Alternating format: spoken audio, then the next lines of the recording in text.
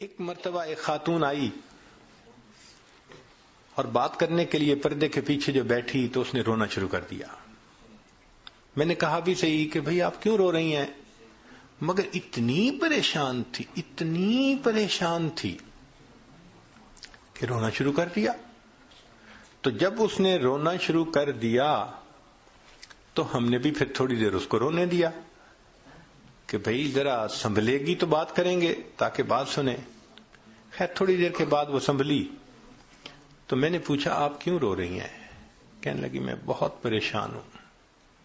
کیوں پریشان ہے؟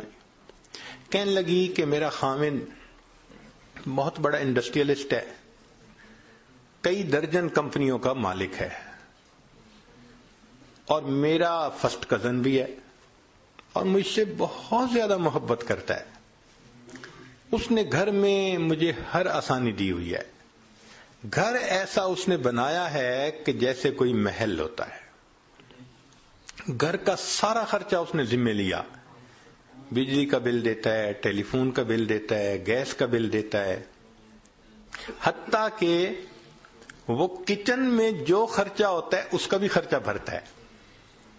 نوکروں کی تنخواہیں، سیکیورٹی والوں کی نگاہیں، ڈرائیور کی تنخواہیں، سب وہی ٹوٹل دیتا ہے.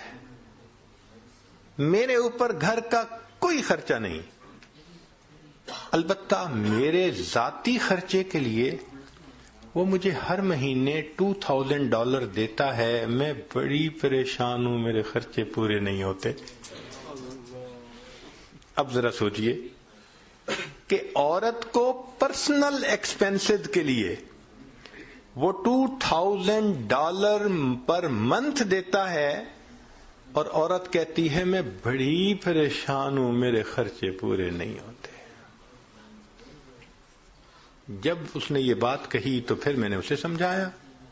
میں نے کہا بھئی میری تو بات یہ ہے کہ اگر آپ کا میاں آپ کو 2000 کی بجائے $3000 پر منتھ بھی دے دے تو آپ کے خرچے پورے نہیں ہوں گے. کہنے لگی پیر صاحب ایسی بات تو نہ کریں آپ. میں نے کہا اس لیے کہ ڈائریکشن بدلنے کی ضرورت ہے. کہنے لگی کیا؟ میں نے کہا آپ کو اللہ نے اتنا مال دیا، پردے کی پابندی نہیں ہے، نماز کی پابندی نہیں ہے، رسمی رواجی زندگی جو عورتوں کی ہوتی ہے فیشن والی وہی آپ کی زندگی ہے. تو جب دین ہی زندگی میں نہیں ہوگا تو برکت ہی نہیں ہوگی. تو جب مال میں برکت نہیں تو $5000 بھی مہینے کے دے دے، آپ کے خرچے تو ختم نہیں ہونے والے.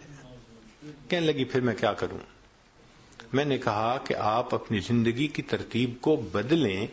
جس ترتیب پر انسان کی زندگی میں برکتیں آتی ہیں اس کو اپنائیں. پردے کا خیال کریں، نمازیں پڑھیں، یہ کریں وہ کریں جو شریعت نے کہا. خیر بات اس کے سمجھ میں آ گئی.